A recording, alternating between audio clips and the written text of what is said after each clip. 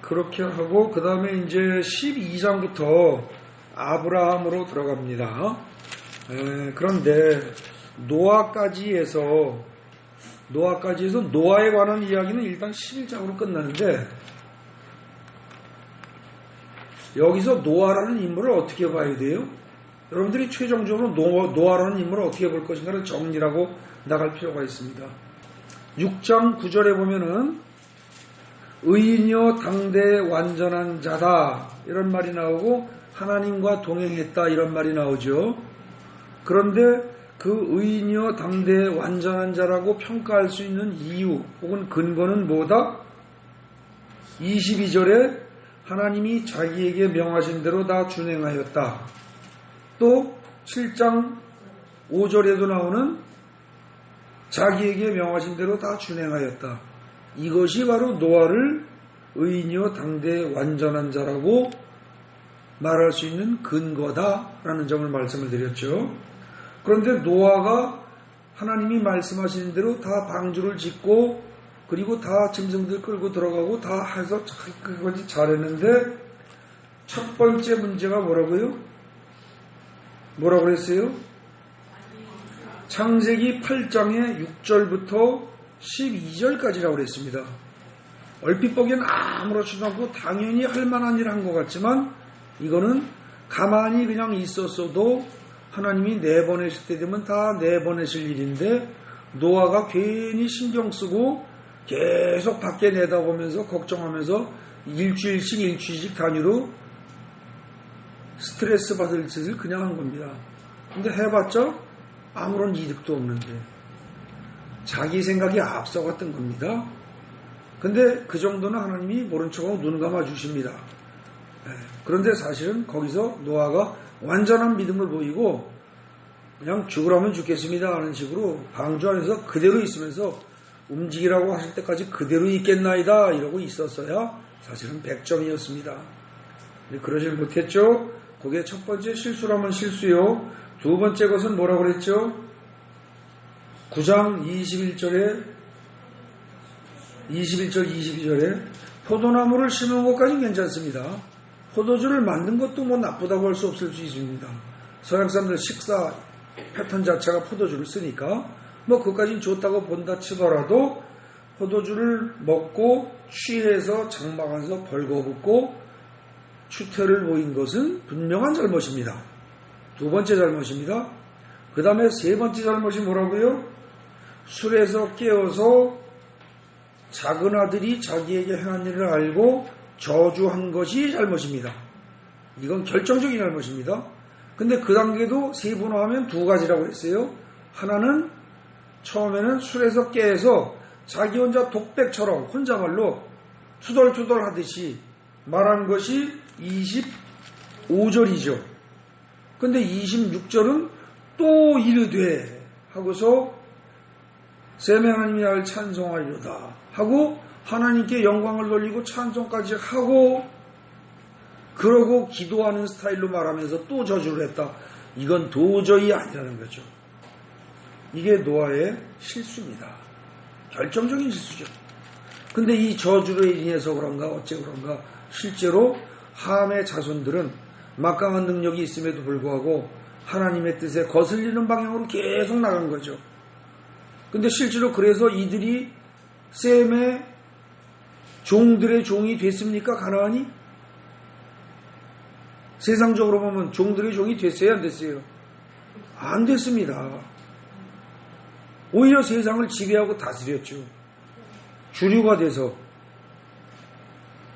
거기 지금 족보를 보면 10장에 나오는 족보를 보면 함의 그 야벳의 아들들 2절부터 나오는 야벳의 아들들 바닷가 땅에 몸을 놓고 그 다음에 6절부터 나오는 함의 아들들은 여기저기 막 퍼져서 굉장히 막강한 제국들을 이루고 세상적으로 큰 일을 했단 말입니다. 그에 비하면 21절부터 나오는 10장 21절부터 나오는 셈의 후손들은 어때요? 특별히 뭐 잘했다 뭐 어쨌다 그런 얘기가 없잖아요. 그런 걸로 봐가지고 사실 노아가 저주한 대로 종의 종들이 가나안을 비롯한 함의 후손들이 종의 종들이 되지도 않았어요. 근데 악담을 해놨더니 이 자손들은 결국 뭐예요? 제대로 잘 된 건 아니라는 거죠. 그래서 노아는요, 처음에는 분명히 잘했습니다. 의인이라는 평가를 들을만 했습니다. 그런데 나중에 가서 어떻게 돼요? 그 위치를 그대로 지키지 못하고 점점 실수를 하고 타락해 들어갑니다. 그런데 이것이요, 노아만이 아닙니다. 아브라함도 그 짓을 했고, 나중에 이게 이스라엘 국가를 이룬 다음에 북이스라엘이 멸망할 때도 처음부터 해서 나중에 뒤로 가면 갈수록 점점 그랬고, 유다 역시 똑같이 처음엔 그럴듯했습니다. 그랬다가 점점 갈수록 사망에 들어가죠. 이게 동일한 모습이 다 똑같습니다. 그래서 노아가 의인이라고는 하지만 잘 살펴보면 여기서도 처음에는 의인이었으나 점점 타락해 들어가고 쇠퇴해 들어가고 변질돼 들어가는 인간의 모습을 볼 수가 있습니다. 그래서 여기까지만 잘 읽어도 나라는 인간이 내가 의인이라고 생각하지만 얼마나 죄악된 속성이 많은가. 그리고 어쩌면 초창기의 신앙을 가지고 잘 믿음을 그 수준을 유지해가는 것이 얼마나 어려운 일인가. 큰 발전이 없어도 좋습니다. 초기의 순수한 믿음을 유지만 해도 좋은데 이게요, 자기는 잘 믿는다고 생각하는데 실제로 보면 거꾸로 타락해 들어가는 경우가 의외로 많다는 거죠. 그래서 노아라는 인물은 한마디로 처음에는 의인이었으나 살살 자기도 모르게 야금야금 그 수준이 오히려 떨어져 가서 나중에는 결코 존경받을 만하지는 못한 존재로, 그런 측면이 많이 드러난 존재다. 어찌보면 인간의 본성을 지금 여기서 얘기하고 있는 겁니다. 그리고 이제 이 노아의 이야기에서 꼭 하나 짚고 넘어갈 게 뭡니까? 노아가 벌거벗고 술에 취해서 난리를 쳤어요. 축태를 부렸어요. 그랬을 때 사실 그 둘째 아들 함이 저주를 안 받으려면 어떻게 행동했어야 됩니까? 그냥 그 자리에서 덮어줬으면 돼요. 그러니까 어떻게 장막에 들어갔더니 아이고 아버지가 술 먹고 뻘거벗고서 취해서 퍼져서 자고 있네. 그럼 아무 소리 안 하고 어떻게 해야 돼요? 그냥 그 자리에서 덮고요. 그러고 나와서 형제들한테도 말 안 했으면 되는 거예요. 사람이 누구나 실수할 수 있어요. 잘못할 수 있어요. 그런데 지금 함은 어떻게 했어요? 나와서 형제들한테 동네방네 이 나발을 본 겁니다. 그러고선 같이 들어가서 마치 볼 수 있는 기회를 만들어주듯이 같이 들어가자고 해서 들어가는데 그래도 그 나머지 두 아들은 착해서 뒤로 돌아서 들어가서 그냥 덮었다. 그래서 사실은 함이 그냥 혼자서 살짝 덮고 나와서 아무 말 안 했더라면 그러면 되는 겁니다. 그래서 지금 여기서 사실 성경은 또 뭘 얘기하느냐, 남의 잘못은 어떻게 해라? 덮어주어랍니다. 그걸 안 덮어줬더니 그 피해가 누구에게 가요? 자기 자손들한테 가는 거잖아요. 성질난다고 자기가 막 뭐라고 했지만 그 결과 그 피해는 자기 자손들에게 갔으니 이건 자기한테 간 거고 똑같은 거죠. 그러니까 지금 여기서 노아의 술 먹고 죽여버린 이 사건에서는 남의 잘못은 덮어주고 판단하고 정죄하지 말아라. 정죄하지 말아라는 얘기는 또 나온 거예요. 지난번에 나왔죠. 이미 가인의 표 얘기할 때 나왔어요. 여기서 또 그 얘기 또 하는 겁니다. 그래서 여러분들이 일방적으로 노아는 당대의 의인이요 그 말을 가지고 그것만 읽고 아주 훌륭하다 이렇게만 생각하지 마시기 바랍니다. 성경에서 말하는 인간이란 단 한 명도 의인이 없다는 겁니다. 의인은 없나니 하나도 없다는 말, 이게 성립이 정말 그 말이 맞다면 노아도 완전한 의인일 수 없는 거죠. 초기의 의인이었으나 나중에는 아닌 겁니다. 아브라함은 더합니다. 이제 그걸 살필 겁니다. 자, 아브라함 이제 12장부터 들어갑니다. 여기 12장 아브라함 들어가기 전에 전체를 다 본다면 어떻게 되나요? 태초에 하나님이 인간 아담을 만드셨죠. 완벽하게 시설, 세팅을 다 마련하고 노아가 살기에 부족함이 하나도 없도록 다 만드셨습니다. 요즘 날 우리 집에 우리 손주 녀석 하나 왔는데 제가 그림을 종이에다가 상어도 그려주고 무슨 동물을 한두 마리 그려줬더니 그렇게 좋아하더라고요. 그리고 그걸 들고 갔어요. 좋다고. 다음에 또 오면 또 이번에 뭘 그려달래요? 왜 그러기로 했죠? 저는 그림만 그려도 좋다는데 하나님은 저희 아담이 즐길 수 있는 하늘의 별과 수많은 짐승들과 온갖 거를 실물을 다 한없이 만들어줬어요. 그죠? 그걸 다스리고 데리고 놀고 할 수 있는 거 다 만들었어요. 풍성하게 준비해 주신 겁니다. 풍성하게. 근데 그런 상태에서 노아와 함께 에덴 동산에서 하나님은 행복하게 살려고 생각했던 겁니다. 행복하게. 그런데 그 꿈이 깨어졌죠. 그리고 그 이후에 다시 하나님은 노아의 후손들 중에서 가장 완벽한 종자를 하나 골라서 아까 말씀드린 대로 옥수수면 옥수수를 수확을 다 했는데 옥수수가 다 썩었어요. 알맹이가 신통치가 않아요. 그래서 그 중에서 쭉 고르다 제일 좋은 옥수수 종자 하나를 딱 건져서 그걸로다가 다시 재배를 시작한 거죠. 농사를 시작한 거예요. 그래서 했는데 어때요? 완벽한 줄 알았던 그 노아라는 씨앗이 사실은 최초의 씨앗의 후손이기 때문에 죄악된 본성이 그대로 들어있더라는 겁니다. 그래서 결국은 건지자마자 실수를 하고 그러면서 거기서 퍼져나간 자손들이 또 죄악을 지니까 100년 만에 다시 한번 정비 작업을 할 수밖에 없는 상황이 벌어지고, 자, 이러고 나니까 그 다음에는 하나님이 이제는 어떻게 해야 되겠어요? 어떻게 해야 인간을 구원하겠습니까? 세상에서 가장 훌륭한 녀석을 하나 샘플로 뽑아서 살려줬는데 걔까지 즉시 망할 짓을 했으니 이제는 어떡하겠어요? 그래서 이제 하나님께서 생각하신 게, 야, 이제 별 수 없다. 한 해를 딱 잡아서 아주 훈련을 단단히 시켜야 되겠다. 에? 그냥 믿고 맡기고 그중 잘하는 애 뽑아보니까 아담도 실패했어. 그죠? 하나님의 형상대로 만들어진 아담도 실패했어. 그 중에서 제일 의인이라고 생각되는 노아를 뽑았는데도 또 실패했어.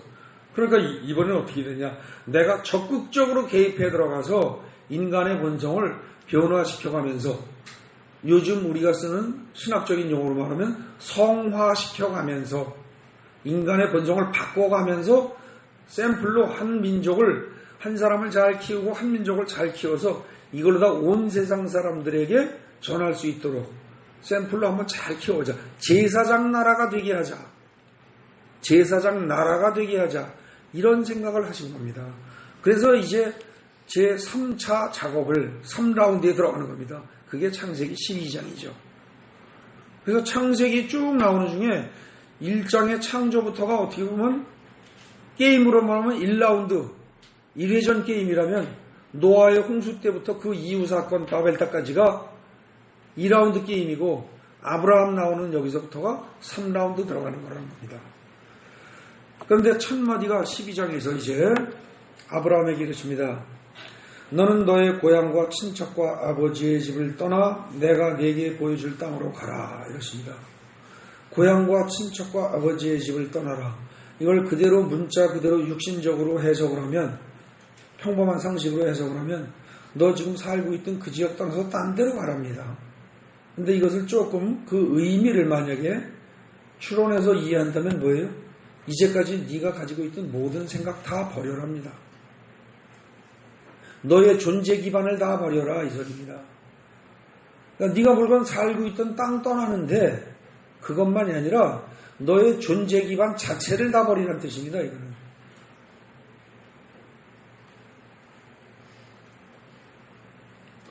이때 당시에 고향을 떠나고요, 친척과 아버지의 집을 떠나면 이때는 유리하고 방랑하다가 어떤 도적을 만나서 죽을지도 모릅니다. 근데 이걸 떠나래요. 여러분들 만약에 지금 당장 하나님의 음성이 들려와서 재산 다 정리해. 아무도 데려가지 마. 네 가족만 그냥 중국으로 가. 혹은 아프리카로 가. 남미로 가. 그럼 금방 가시겠어요? 못 가요. 말이 통해야죠. 그 다음에 거기 지형도 지리도 모르죠. 아는 사람도 없죠. 겁나서 잘 못 갈 겁니다. 근데 지금 아브라함한테 가래요. 근데 어디로 가라는 말도 없어요. 내가 네게 보여줄 땅으로 가라 그랬어요. 그랬는데 땅을 보여줬어요? 안 보여줬어요? 안 보여줬어요. 그러고 그냥 가래요. 굉장히 황당한 짓입니다. 그런데 그래도 아브라함은 이 말을 따릅니다.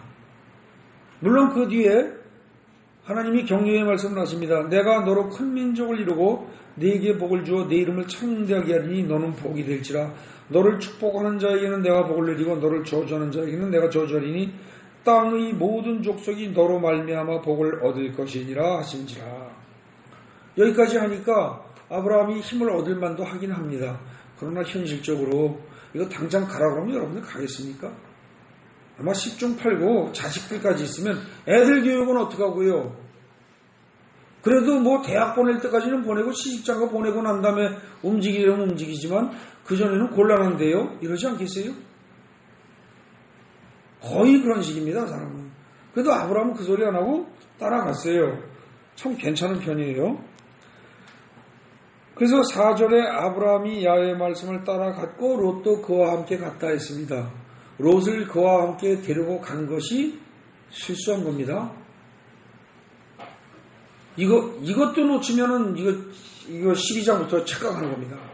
이 정도는 능히 아셔야 됩니다. 롯을 데려가면 안 되죠. 왜 걸려요? 친척을 떠나라고 했으니까. 맞습니까? 그러니까 롯 데려가면 안 돼요. 근데 이때 롯이, 자, 여러분들, 이때 롯이 떠나갈 때 총각이었습니까? 아닙니까? 결혼했어요? 안 했어요? 안 했어요?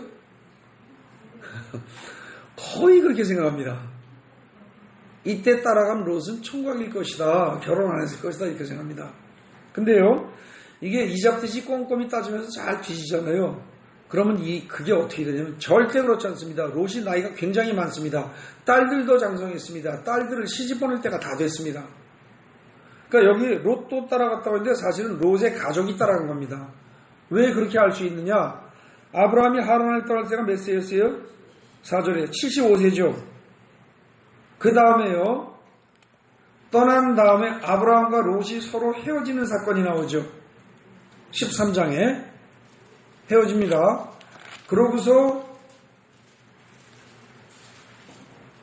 헤어지고 그 다음에 롯이 잡혀가는 사건 나오죠. 14장에.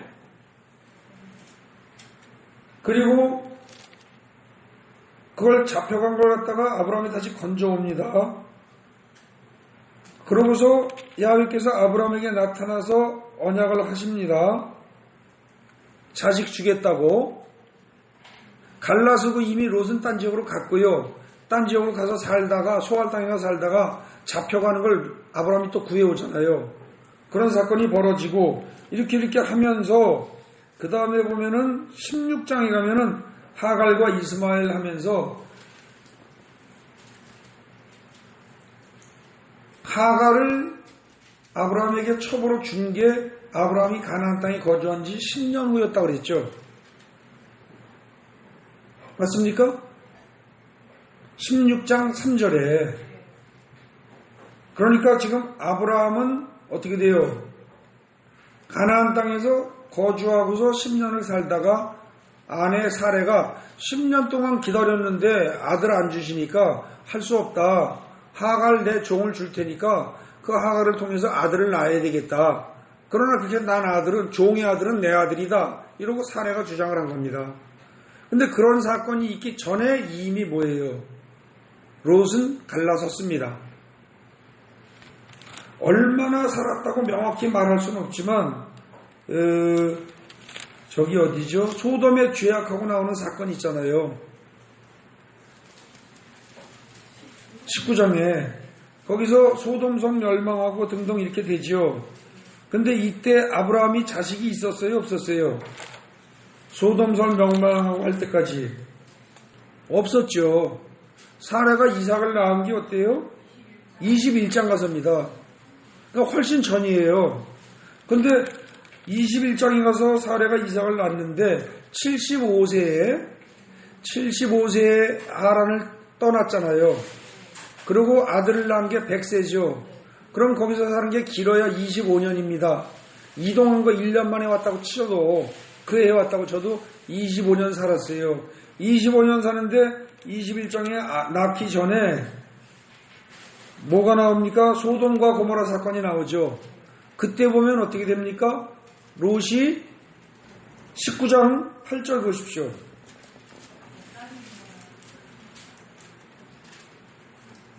소돔성의 그 나쁜 사람들이 천사들을 강간하려고 드니까 그때 롯이 뭐라 그래요? 내게 남자를 가까이 하지 아니한 두 딸이 있노라 이럽니다. 그럼 여러분들 지금 이것이 어떻게 되겠어요? 결혼할 만한 딸을 데리고 있었다는 겁니다. 거기다가 그 다음에 보면은 14절에 보면 결혼할 사위들에게 이럽니다. 그렇다고 한다면 롯이 지금 혼자 몸만 달랑 쫓아온 건 아닐 거라는 거죠. 충분히 결혼을 하고 일가를 이루고 있을 가능성이 있는 겁니다. 다만 여기서 대표성을 가지고 말하기 때문에 단지 롯이 호롤단진으로 쫓아온 것처럼 생각할 수 있는데 사실은 그렇지 않다는 거죠. 근데 어쨌든 그게 가족이든 개인이든 본토 친척 아비집을 떠나라고 했으니까 떠났어야 합니다. 근데 데려옵니다. 이 젊은 롯을 데리고 왔을 때는 지금 아마도 아브라함의 생각은 내게 자식이 없으니까 정 안 된다면 롯을 후손으로 삼아야 되겠다는 생각을 했을 수도 있습니다. 근데 하나님은 이런 생각 별로 안 좋아하십니다.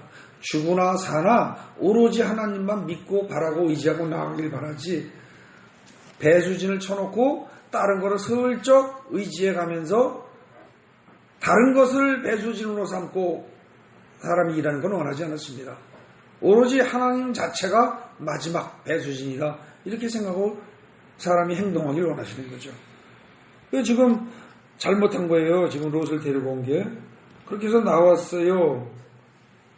그냥 나온 건 잘했습니다. 근데 쭉 해가지고 결국은 7절에 가서 6절에 가서 가나안 사람이 사는 그 땅에 세겜 땅 모래 상수리 나무 아래에 이르렀는데 거기에 갔더니 그때 하나님이 나타나셔서 이 땅을 네 자손에게 주겠다 이러십니다. 잘 보십시오. 이 땅을 누구에게 줘요? 너에게 주겠다가 아니에요. 하나님은 굉장히 정밀하게 말씀하십니다. 내 자손에게 주겠다 이러시죠. 너에게 주겠다 그러지 않았어요. 그래서 그곳에다가 제단을 쌓았습니다. 그리고 8절에 보면은 거기에 베델 동쪽 산으로 옮겨 장막을 치니 여러분 이거 어떻게 생각하십니까? 성경은요 절대 잘했다 잘못했다는 말을 갖다가 하기를 굉장히 아낍니다. 그리고 아주 가치 판단을 최대한 절제하고 그냥 아주 무미건조하다 싶을 정도로 그냥 얘기를 합니다. 근데요 여기서 쌓는 건 제단을 쌓는 건 7절에서 어디에다 쌓아요? 7절에 세겜 땅 모래 상수리 나무 있는 근처에 고기 이랬을 때 거기서 제단을 쌓은 겁니다. 거길 주시겠다고 했으니까. 그러니까 거기다 제단을 쌓는데 거기서 베델 동쪽 산으로 옮겨서 장막을 쳤습니다. 그러니까 거기서 예배 한번 드리고 옮긴 겁니다. 하나님은 이거 별로 안 좋아하십니다. 그냥 그 자리입니다. 그냥 그 자리예요. 이게 이제 앞으로 있다 보면 나옵니다. 옮겼어요. 그리고 야훼께 제단을 쌓고 야훼의 이름을 부르더니 그래도 거기서 또 야훼의 이름을 불렀으면 거기까지는 괜찮습니다. 근데 문제는 뭐가 문제냐? 8절까지는 그래도 넘어갈 수 있습니다. 근데 9절이 문제죠. 점점 남방으로 옮겨갔더라. 이게 옮기려면 어떻게 써야 돼요? 하나님의 지시를 받고 옮겼어야죠. 근데 여긴 그게 없습니다. 사실 창세기 12장 1절에서 여기서 떠날 때 고향과 친척과 아버지의 집을 떠나라고 할 때 떠나던 지역은 어디였습니까? 하란이었습니다. 하란은 지금 그 이스라엘 가나안 땅에서 보면 북쪽 지역이죠. 한참 북쪽이에요. 근데 거기서 떠날 때 그건 굉장한 결단입니다. 그렇게 해서 떠나라고 한 것까지는 잘 순종해서 잘 따라왔는데 거기까지 온 사람이 여기가 너희 후손에게 줄 땅이다 그랬으면 거기에 눌러 앉든지 주님 그럼 제가 여기서 살아야 합니까 어쩝니까 물어봤어야죠. 근데 아무 이유 없이 하나님한테 이런 반구 토론 의논도 없이 남방으로 옮겨갑니다. 그 이유가 10절에 나오죠. 무엇 때문에? 먹고 살 게 없어서 기근이 들어서. 이게 문제인 거죠. 먹고 사는 게 문제가 돼서 먹고 사는 거 위주로 생각을 하면서 하나님의 뜻을 묻지 않는 것. 이게 성경에서 말하는 죄입니다. 근데 인간적으로 보면 정당하죠. 기근이 들어오는데 어떡하겠어요. 인간적으로 보면 10절은 잘못이 아닙니다. 9절은 남방으로 옮겨간 것이. 근데 남방으로 옮겨갔더니 그 결과 어떤 일이 벌어져요? 하나님이 예비하신 장소에서 떠나서 딴 데로 가니까 이상한 일이 벌어진 거죠. 근데 10절에 보면은 기근이 심했다는 말이 앞에도 나오고 10절 끝부분에도 나옵니다. 두 번씩이나. 이 말은 뭐예요? 인간적으로 보기엔 정상적이고 당연한 행동일지 모른다. 그런 얘기입니다.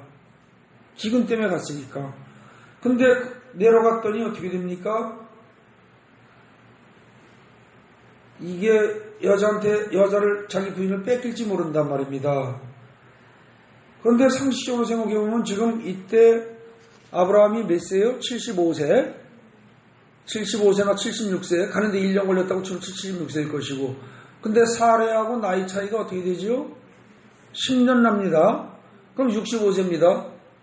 그럼 65세면 이제 이쁘고 고울 나이는 지났죠. 그런데도 불구하고 탁월한 미모였는지는 몰라도 지금 여기서 내가 알기에 그대는 아리따운 여인이라 이 말은 아마도 이렇게 이해할 수 있습니다. 요즘 우리가 조금 그 입장을 잘 생각해 본다면 애굽 땅에는 그때 피부 색깔이 어떤 사람들이에요? 지금이나 그때나 애굽에는 까만 사람들이란 말입니다. 그런데 지금 사례 같은 경우는 피부가 까맣지가 않죠. 그럼 그 사람들이 보기엔 무조건 이쁩니다. 무조건 이쁜 거죠. 그러니까 그런 여자를 보면은 왕이니 뭐니 이런 사람들이 욕심을 낼 만하다는 겁니다. 그냥 아마 제가 보기에는 이게 뭐 사례의 미모가 뭐 출중할 수도 있습니다. 그러나 아마 피부색 때문에도 까만 사람들이 보기에 능히 그렇게 볼 수 있다는 거죠. 어쨌거나 그 다음에 이제 12절에 이 아브라함이 참 평생에 자존심 상하는 요즘 말로 쪽팔리는 행동을 합니다. 뭐라고 해요? 애굽 사람이 그대를 볼 때 이르기를 이는 그의 아내라여 나는 죽이고 그대는 살리리니 원컨대 도저히 부인한테 할 수 없는 말을 합니다. 그대는 나의 누이라 하라. 그러면 내가 그대로 말미암아 안전하고 내 목숨이 그대로 말미암아 보존되리라. 그러면 여자는 어떡하고? 참 아무리 좋게 봐도 치사한 인간입니다. 이 정도 되는 인간하고 같이 살고 싶을까요? 정상적인 여자라면 살고 싶지 않을 겁니다.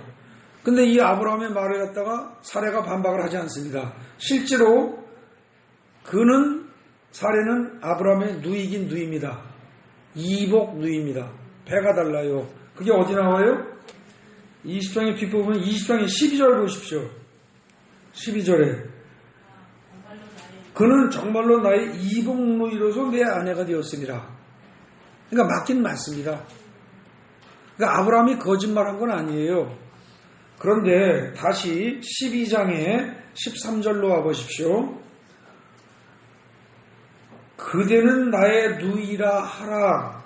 그러면 그로 말미암아 내가 살리라 이랬어요. 근데 정확히 얘기하면 이거는 핑계고 거짓말입니다.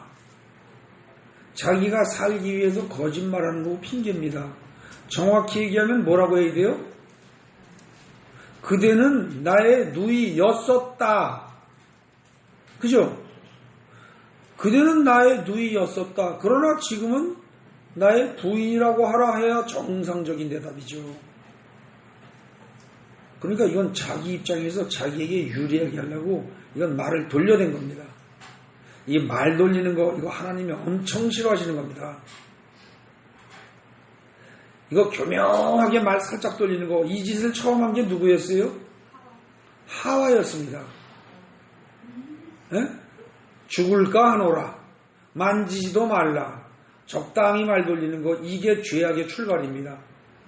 근데 이제 그에 비해서 나중에 조금 이따 살피겠지만 아브라함이 그 자기 아들 이삭을 장가 보낼 때 색식감을 구하느라고 종을 보내죠.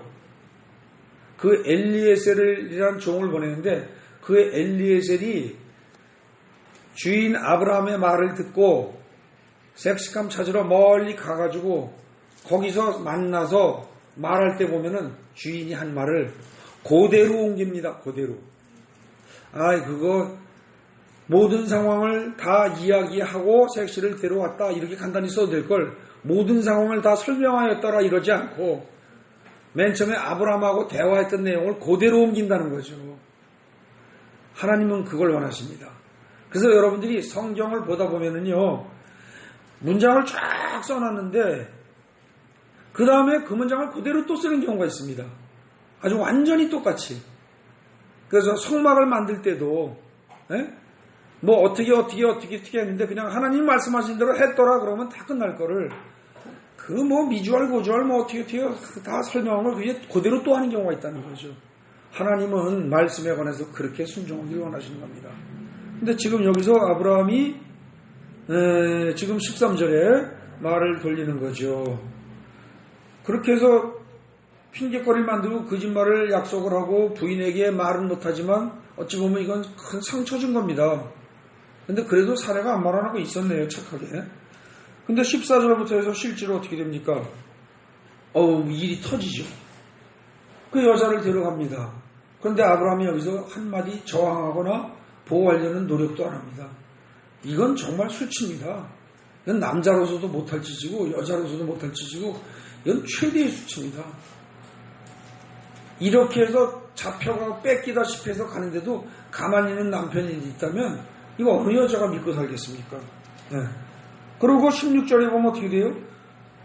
이로 바로가 그로 말미암아 아브라함을 후대했다고 그랬어요. 근데 후대한 모습이 어떤 거예요? 그 이후에 양과 소와 노비와 암수 나귀와 낙타를 얻은 겁니다. 물건만 짐승만 얻은 게 아니고요. 심지어 노비까지 얻어요. 그러니까 풍성하게 준 거죠. 세상에 마누라 팔아먹고 그리고 자기는 부자가 되고. 근데 이 사람이 지금 뭐예요? 하나님의 말씀대로 순종해서 따라왔다는 사람입니다. 엉망진창입니다. 여러분, 아브라함이 믿음의 조상이라고 훌륭하다고요? 천만의 말씀입니다. 전혀 아니에요. 이 상황을 잘 생각해 보십시오. 이게 어찌 믿음의 조상인가? 출발은 했습니다. 가나안 땅에 왔어요. 내가 이 땅을 네 자손들에게 주겠다고 했어요. 근데 기근이 생기니까 즉시 이사를 갑니다. 하나님한테 말 한마디 안 하고 남쪽으로 내려갔어요. 근데 눈치는 또 빨라서 자기 죽을까봐 죽기 싫어서 색시야, 너 내 색시라고 그러지 마. 너는 내 누이야. 그래야 내가 살 거 아니야. 세상에 이걸 말하는 게 정상입니까? 이 상황을 정상적으로 잘 따져보면 이건 도저히 용납될 수 없는 거라는 거죠. 그랬는데 하나님은 아브라함한테 야단 한번 안 치십니다. 그리고 17절에 어떻게 해요? 참 바로한테 재앙을 내리면서 그러면서 아브라함을 건져내십니다. 사례를 건져내는 거죠. 그래서 18절에 이제 바로가 야 네가 왜 너 네 아내라고 말 안 했어? 그랬더니 어때요? 뭐 우물우물 했겠죠 뭐. 근데 바로가 그러면서 야 데리고 가. 저 요즘 말로 뭐예요? 재수 온 붙었어. 빨리 데리고 가 이런 식입니다. 그죠? 그런데 하나님이 워낙 강하게 나오시니까 어때요? 줬던 거 뺏은 게 아니고 야 그냥 그것도 가져가. 이제 너랑 나랑은 이제 진짜 끝이야. 관계없어. 아주 화끈하게 끝내지 않으면 뭐예요? 하나님이 혹시 또 뭐라 그러실까봐. 그래가지고 세상에 이렇게 해가지고 부자가 됐어요. 그래서 20절에 뭐라 그래요? 그와 함께 그의 아내와 그의 모든 소유를 보내었더라. 준 거 다 보내준 겁니다. 그런데 이 아브라함이 한 번 이랬으면 그 다음에는 안 그래야 되잖아요. 다음에 그 짓 또 하는 거 아시죠? 그리고 그 짓 하는 게 이 습관이 아들 이삭에게도 이어지는 거 아시죠? 고약한 겁니다. 세상에 어찌 보면 훌륭한 믿음의 그 조상 중에 하나인 이삭에게도 그 습관이 이어집니다. 아브라함은요, 여러분들 결코 훌륭한 인물 아니에요. 근데 성경을 잘 읽어보면 아브라함이 잘했다, 잘못했다, 왔다 갔다 합니다. 마치 유다의 역대 왕들이 잘하는 왕도 있고 잘못하는 왕도 있고 그러면서 왔다 갔다 갈팡질팡 하다가 하나님 말씀도 들었다 안 들었다 막 그러다가 최종적으로 쫄딱 망하는 것처럼 이 아브라함도 잘했다 잘못했다 잘했다 잘못했다 그러다 마지막에 잘하는 걸로 끝나요? 잘못하는 걸로 끝나요? 잘못하는 걸로 끝납니다. 여러분들은 아브라함 그러면 기억나는 게 뭐가 있어요? 12장 1절에 갈대아우로 떠나서 가려는 대로 갔다는 거 이거 하나 하고 그 다음에 뭐 기억나요? 이삭 제물로 바치는 22장 사건만 기억해요. 천만의 말씀 아브라함의 인생은 22장이 끝나지 않아요. 22장의 인생은요 잘하는 것 중에 하나일 뿐입니다. 지금 여기서 잘못했어요. 그 다음에 13장 보십시오. 아브라함이 애굽에서 나와 그의 아내와 모든 소유와 롯과 함께 네겝으로 올라가니 아주 정확하게 롯도 또 데려가요. 롯도. 그래서 네겝으로 올라간대요. 네겝이라는 지역은 어디입니까? 애굽에서 보기엔 북쪽입니다. 애굽에서 보기엔. 그리고 그 가나안 땅 원래 하나님이 주시겠다고 약속하신 가나안 땅 거기서 보면 남쪽입니다. 이 네겝가. 거기로 올라갔어요. 근데 올라가는 동안에 보니까 부자가 돼서 올라가는 거예요. 지금 2절에 은과 금이 가축과 은과 금이 풍부하였다. 그러니까 지금 16절에서는 어땠습니까? 2장 16절에서는 아브라함이 양과 소와 노비와 암수 나귀와 낙타를 얻었더라. 짐승만 받은 것 같은데 그게 아니고 뭣도 받았다는 거예요? 금은도 받았다는 거예요. 그러니까 아마도 나중에 이 바로가 사례를 쫓아낼 때 사례한테 줬던 금은 폐물들 여러 가지 등등등등 하고 그냥 줬던 거 몽땅 다 싸잡아서 다 보내버린 겁니다. 그랬더니 그게 이제 아브라함께 돼버렸네. 자, 그래서 그 다음에 보세요. 그가 네겝에서부터 길을 떠나서 베델에 이르러 베델과 아이 사이 곧 전에 장막 쳤던 곳에 이르니 그가 처음으로 제단을 쌓은 곳이라 그가 거기서 야훼 이름을 불렀더라. 일단 거기까지가 이야기가 한 달나 끝나는 겁니다. 어떤 면에서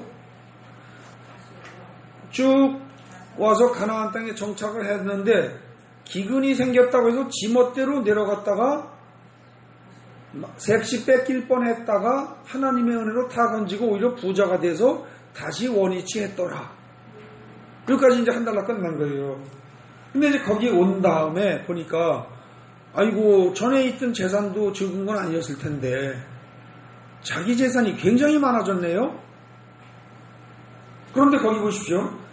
5절에 보면 아브라함의 일행 롯도 양과 소와 장막이 있으므로 이걸로 볼 때 롯이 단순한 홀몸으로 따라온 총각이 아니라는 거죠. 이게 그건 롯도 일가를 이루고 있었다는 얘기입니다. 이게. 그런데 아브라함이 색시 팔아먹고 부자가 되는 거 그거 잠시 왔다 갔다 하는 사이에 많아져도 그렇지 이제는 많아졌기 때문에 더 이상 같이 있을 수가 없기 때문에 분가를 해야 될 상황이 됐다는 거죠. 동거할 수가 없었다. 그래서 이제 나누기로 했는데 그때 아브라함이 조금 잘합니다. 이때 조금 잘해요. 뭐예요? 8절. 야, 우리는 한 친족이다. 너나 나나 내 목자나 네 목자나 서로 다투게 하지 말자. 이 생각이 반듯한 생각입니다. 하나님이 보시기엔 사실은 어떻습니까? 아브라함도 롯도 물론이고 심지어 가인의 후손들조차도 회개만 하면 다 받아들일 마음의 준비를 항상 하고 계신 분입니다. 사랑이 풍부하신 분이기 때문에. 그러니까 지금 한 친족이라 이거는 아브라함이 롯을 보기에 한 친족일 수도 있지만 아브라함의 생각이기도 하지만 하나님이 보시기에도 어때요? 이거는 다 한 자녀입니다. 그러니까 하나님의 뜻에 맞는 발언이죠. 이거는. 그래서 거긴 좋았습니다. 그러면서 네가 좌하면 내가 우하고 네가 우하면 내가 좌하겠다. 선택권까지 나이 어린애에게 다 주어버립니다. 조카에게. 그럼 이 조카가 인간성이 괜찮은 애면 뭐라고 그래야 됩니까? 아이고 어른인 삼촌이 먼저 택하시죠. 이랬어야죠. 근데 이 녀석이 가만히 싹 눈을 들어서 싹 보니까 이 성경 재밌습니다. 눈을 들어 바라본 즉 어때요? 좋더라 하는 말을 소돔과 고모라 땅이 좋더라 하는 말을 그냥 한 게 아니고 뭐라고 그랬어요? 거기 표현을 여호와의 동산 같고 애굽 땅 갔더라. 그러니까 이 말은 뭐예요? 굉장히 좋았다 이겁니다. 그러니까 아브라함을 따라서 얘도 따라갔는데 가서 애굽을 보니까 그 농사 지을 수 있는 여러 가지 땅이라든지 이런 것들이 굉장히 좋은데 그거랑 비슷하더라 이런 느낌입니다. 그죠? 그래서 그걸 택합니다. 그랬더니 롯은 요단 지역 소알 땅 소돔과 고모라 성이 있는 그 일대로 갔고 그리고 요단 동편으로 가가지고 거기서 마음 놓고 자기 키우고 방목하고 그냥 아브라함은 그냥 거기 있었던 거죠. 그런데 그렇게 하고서 이제 18절에 보면 소돔 사람은 여호와 앞에 악하며 큰 죄인이었더라. 한마디 툭 던집니다. 그럼 그 다음에 뭔가 이거 죄인이고 악해서 뭔가 일 벌어지겠네 이런 느낌이 드는 그런 말을 하는 거죠. 그리고 이제 그 다음에 근데 롯이 떠나고 나니까 어떻게 됩니까? 하나님이 또 말씀하십니다. 뭐라고요? 여기 보이는 땅을 내가 너와 네 자손에게 주리니 영원에 이르리라. 이제 더 구체적으로 말씀하십니다. 그러면서 너에게도 주겠다고 하십니다. 그러면 이게 네가 받을 날이 이제 멀지 않았다는 거죠. 네가 살아서 받을 것이다 이 말입니다. 하나님의 약속은요 처음부터 완벽할 수도 있지만 처음에 훅 던지면서 지시할 땅으로 가라. 내가 네게 지시할 땅으로 가라. 이런 식으로 던지시기도 합니다. 근데 그 이후에 점점 구체화되는 거죠. 자, 그렇게 이제 해서 또 땅을 주겠다고 했습니다. 그래서 18절에 보면 이에 아브라함이 장막으로 옮겨 헤브론에 있는 마므레 상수리 숲에 이르러 거주하며 거기서 야훼를 위하여 제단을 쌓았더라고 합니다. 그러면 지금 거기 마므레 상수리 세겜 땅 모래 상수리 나무 아래 그리고 6절에서 나왔고요. 그 다음에 18절에 거기는 세겜은 아니에요. 그죠? 헤브론에 있는 마므레 상수리 숲에 이르러 거기서 거주하며 야훼를 위하여 제단을 쌓았더라. 지금 성경은요, 그 아브라함이 살았던 지명을 아주 세세하게 사실은 그 동네가 다 거기서 거길 거라고요.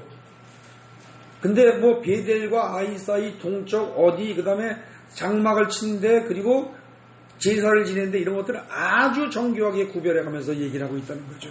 네? 네. 근데 이제 이 부분을 잘 살펴보면 좀 더 따져볼 여지는 있습니다. 하나님은요, 맨 처음에 사실은 말씀하신 그 장소에 그대로 거기서 제사 지내고 거기서 그냥 살면서 그곳에 그대로 있기를 사실은 바라셨습니다. 근데 아브라함이 그 지역을 멀리 떠나면 떠날수록 재앙이 오는 겁니다. 그게 이제 한번 온 게 지금 조금 전에 뭐였어요? 애굽으로 간 거였죠. 근데 그 재앙까지 하나님은 은혜로 바꿔주시는 거죠. 그래서 거기서 잘 살았습니다. 그냥. 그러다가 이제 14장에 가보면 뭐가 나오죠? 소돔과 고모라성 일대의 정치적인 상황. 네? 그 얘기가 나오면서 네 왕과 다섯 왕이 싸우고 어쩌고저쩌고 하다가 그 조카 롯이 거주하는 소돔성에 공격을 당해서 공격해온 그 왕들이 소돔 왕뿐만 아니라 거기에 거하는 다른 사람들도 뺏어가고 잡아가고 하다 보니까 이제 롯이 잡혀가죠. 그런데 그때 아브라함이 조카가 잡혀갔다는 말을 듣고 자기가 기르던 병사들을 318명을 데리고 쫓아가는데 거기 어디까지 갔다고 그랬어요? 14절에 보면 단까지 쫓아가서 그랬습니다. 맞습니까? 그리고 그 다음에 15절에 보면 어떻게 돼요? 단까지 쫓아가서 쳐부수고 다메섹 왼편 호바까지 쫓아가 그랬습니다. 그러면 이게 다메섹이면은요, 단도, 자, 이스라엘 땅을 얘기할 때 북쪽 끝에서 남쪽 끝까지 그런 표현을 쓸 때 쓰는 표현이 있습니다. 우리 한국으로 말하면 백두에서 한라까지 이렇게 얘기를 하는데 이스라엘 사람들은 북쪽 끝에서 남쪽까지 그럴 때 뭐라 그래요? 위쪽이 단에서 브엘세바까지입니다. 단에서 브엘세바까지. 그러니까 위로 쭉 올라갔다는 얘기예요. 거기서 다메섹이라고 그러면 이건 그거보다 조금 더 올라가면서 동쪽입니다. 이거는 더 올라가면서. 그러니까 굉장히 멀리까지 올라간 겁니다. 거기다가 사병을 318명을 키웠다 그러면 지금 아브라함은 어떻게 된 겁니까? 무지한 부자가 됐다는 겁니다. 엄청난 부자가. 여러분들 집에 젊은이들을 주 목적이 일시키는 게 아니라 자기를 지키기 위한 호위병을 318명을 먹이고 살릴 정도면 이건 보통 부자 아닙니다. 막강한 세력가라는 거죠. 그렇게 되도록까지 하나님이 키워주신 겁니다. 그래서 다 뺏고 다 찾아가지고 왔어요. 그런 다음에 14장은요, 아브라함이 롯을 구하는 얘기가 나오는 걸 끝나지 않습니다. 그 다음에 두 가지 왕이 나옵니다. 두 가지 왕이. 뭐가요? 멜기세덱이라는 살렘 왕이 나오고요. 살렘 왕. 그리고 또 하나가 소돔 왕이 나오죠. 세상적인 왕과 살렘 왕 멜기세덱이 나와요. 근데 이 멜기세덱에 관해서 이야기한 게 어딥니까? 히브리서 가보십시오. 이 멜기세덱이 지금 창세기에 여기서 한번 언급이 딱 되고 한 번도 언급이 안 됩니다. 그랬다가 이게 절묘하게 거의 신약 성경에도 뒷부분에 해당되는 히브리서에 가가지고 거기서 멜기세덱이 7장에서 언급이 됩니다. 거기 조금만 읽어보겠습니다.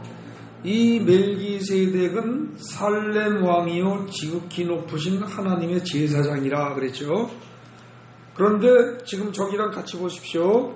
창세기 아까 거기가 몇 장 몇 절이었죠? 14장에 17절, 18절입니다. 거기 살렘 왕 멜기세덱 이렇게 나왔죠. 똑같이 일치합니다. 근데 살렘이라는 말이 무슨 뜻이에요? 평화입니다. 평화. 저 살렘 껌 있죠? 껌 몰라요?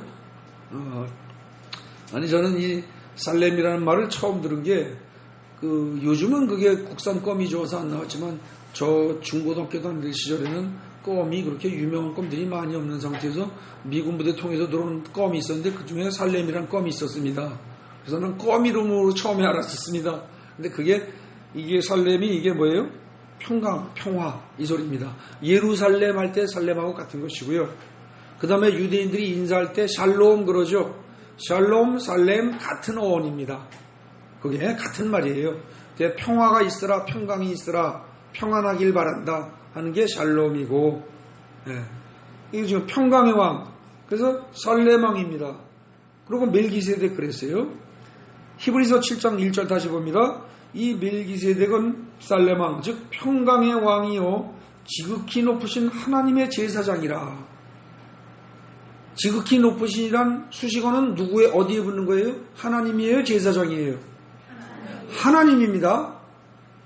그런데 여기서 지극히 높으신을 인간에게 붙이는 걸로 해석해서 적용하고 살아가는 목회자들이 간혹 있습니다.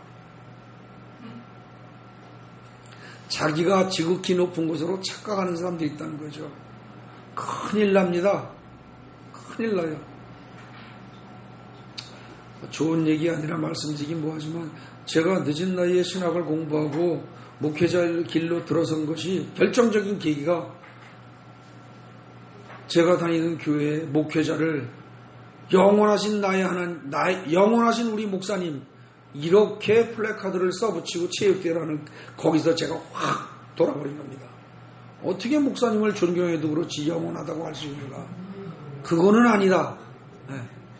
그런데 지금 여기서 제가 이 말씀을 왜 드리냐면은 지극히 높으신 하나님의 제사장이라고 했을 때 이걸 말을 잘못 해석하면 멜기세덱을 칭찬하는 걸로 제사장을 칭찬하는 걸로 이렇게 해석해버리면 큰일 난다는 거죠.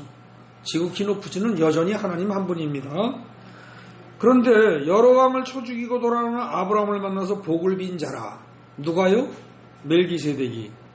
근데 멜기세덱에 대해서는 지금 잘 알려진 바가 없고 워낙 난해해서 히브리서에서 친절하게 해석을 해줍니다. 2절 보십시오. 아브라함이 모든 것의 10분의 1을 그에게 주니라. 왜 줬어요? 7장 1절에서 멜기세덱이 먼저 축복을 했어요. 근데 이 멜기세덱은 하나님의 제사장이에요. 근데 이 제사장이 스스로 자기 발로 찾아 나와서 축복을 했단 말입니다. 그랬더니 아브라함이 모든 것의 10분의 1을 그에게 나눠줬다. 이게 말하자면 11조의 효시입니다. 어찌 보면은 이걸 드렸어요. 그런데 멜기세덱이라는 그 이름을 해석하면 먼저는 의의 왕이요 다음은 살렘 왕이니 곧 평강의 왕이요 됐습니다. 이 멜기세덱이라는 말이 멜기세덱 그럴 때 이 말을 히브리어로다가 그대로 말의 의미를 분석을 하면 이것이 의의 왕이란 뜻입니다. 네? 이것이 멜기세덱이 그래서 의의 왕이요 평강의 왕이신 의의 왕이요 평강의 왕이라고 불리는 제사장인데 지극히 높으신 하나님의 제사장이에요.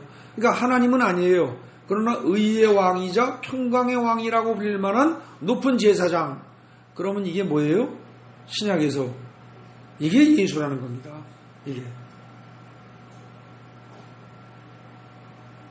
그런데 이제 그 멜기세덱을 히브리서에서 7장 3절에서 뭐라고 그래요? 아버지도 없고 어머니도 없고 족보도 없고 시작한 날도 없고 생명의 끝도 없고 하나님의 아들과 닮아서 항상 제사장으로 있느니라.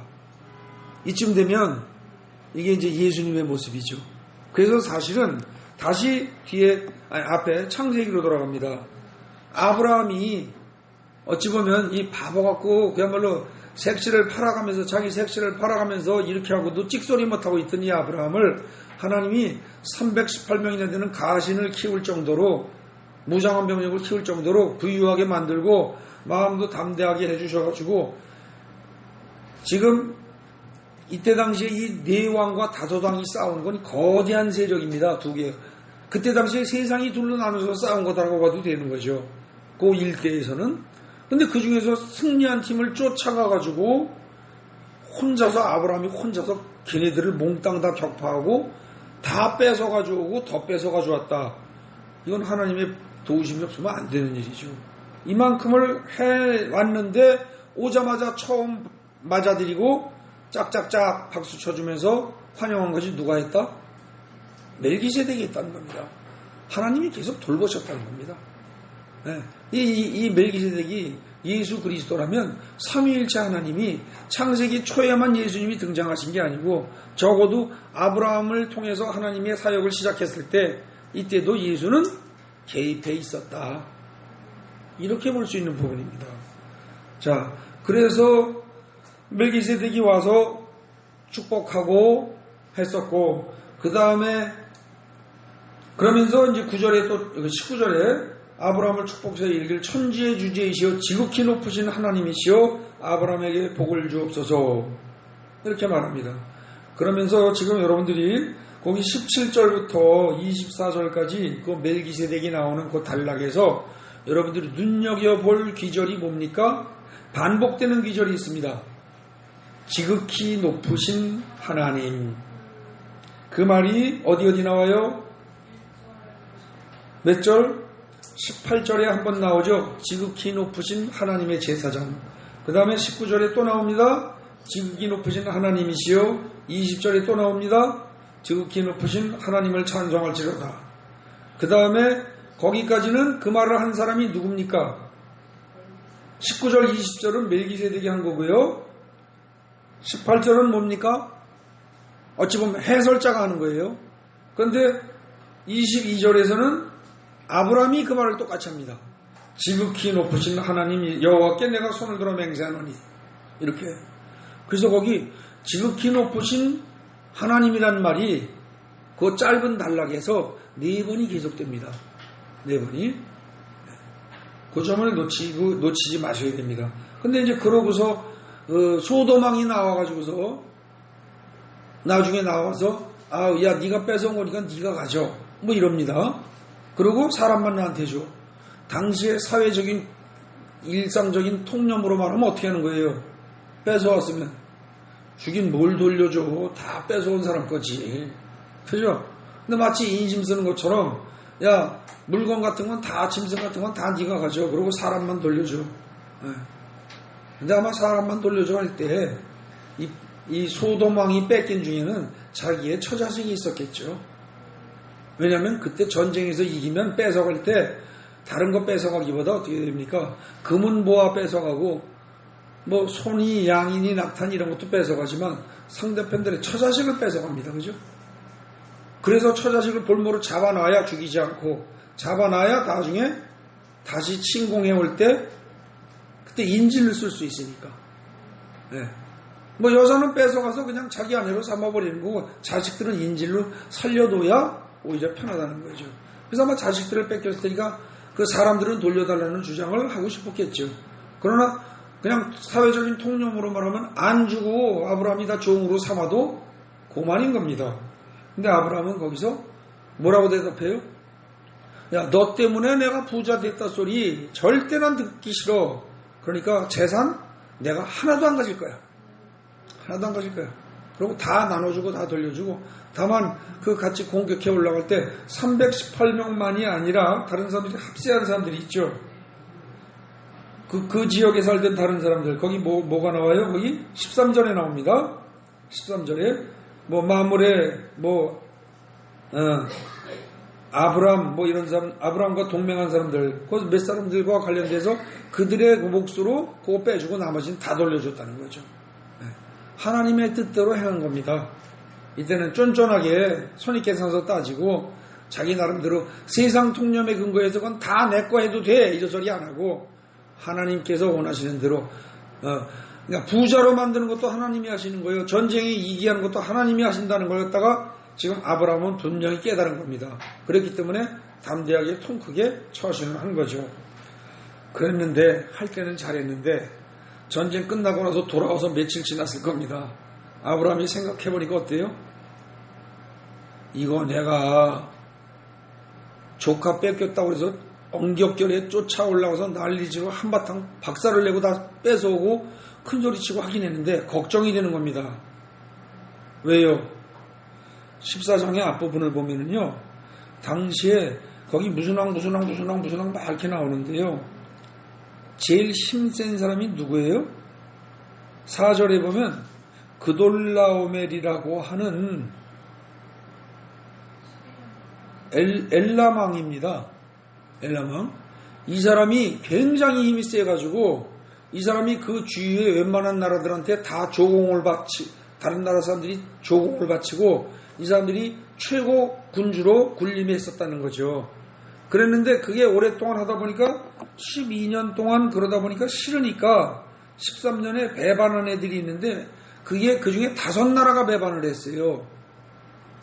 그랬더니 그돌라오멜이 안 되겠다 싶으니까 혼자서 싸우긴 힘드니까 5나라 빼놓고 나머지 3나라를 더 묶어서 자기는 4나라의 리더가 되어가지고 5나라하고 싸워서 5나라를 박살을 낸 겁니다. 근데 그 5나라 중에 하나가 소돔왕이고 거기에 살고 있던 게 아브라함의 조카 롯이었던 거죠.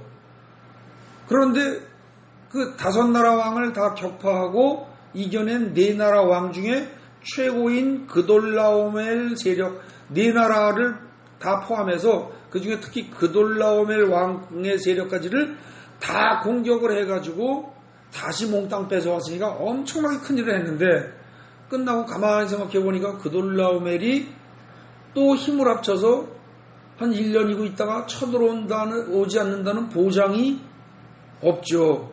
걱정되지 않습니까? 그러니까 이제 아브라함이 걱정이 된 겁니다.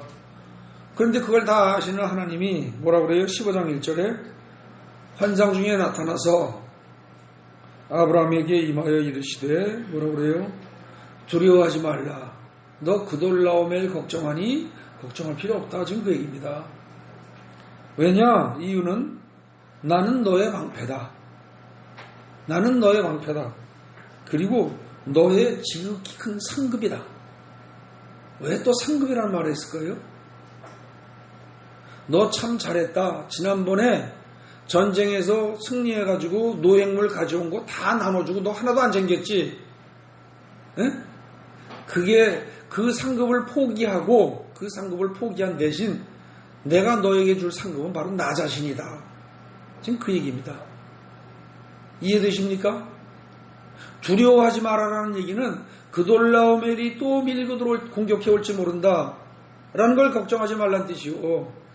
그 다음에 내가 바로 너의 지극히 큰 상급이다. 그 말은 너 그때 포기한 거 참 잘했다. 그런 거 가지고 쫀쫀하게 굴면서 한 푼이라고도 챙기려고 들고 그런 식에서 부자 되려고 하는 거 안 한 거 참 잘한 짓이다. 그리고 그때 네가 선포하기를 거기 뭐라고 그랬어요? 그냥 한 것도 아니에요. 22절에 뭐라고 그랬습니까? 천지의 주제이시여 지극히 높으신 하나님 야훼께 내가 손을 들어 맹세하노니, 그러면서 사람한테 인심 쓴 게 아니라 하나님 보기에 떳떳하게 한다. 하나님의 뜻대로 한다. 이걸 선포했다는 거죠. 그래서 너 참 그때 잘했다. 그래서 내가 네 상급이 되도록 내가 그렇게 하겠다. 바로 내가 네 상급이다. 그 얘기를 하는 겁니다. 그랬더니 아브라함이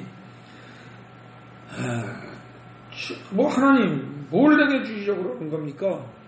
내게 주면 뭐 하겠습니까? 상속자가 없는데 이러죠.